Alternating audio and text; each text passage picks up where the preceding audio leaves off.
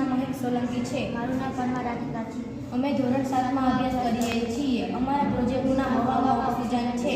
દહન માટે જરૂરી ઓક્સિજન છે. એક ગ્લાસ કાચનો અને લેવાનો, 2 મીણબત્તી, 1 ટેબલ.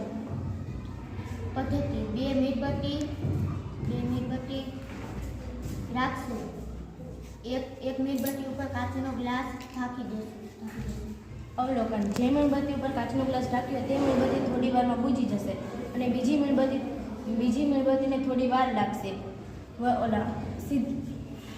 વર્ણન: આગ અને મીણબત્તીને સળગવા માટે ઓક્સિજનની જરૂર પડે છે. ગ્લાસ ઢાંકવાથી તેને ઓક્સિજન નથી મળતું, તે માટે તે બુઝાઈ જાય છે. Thank you.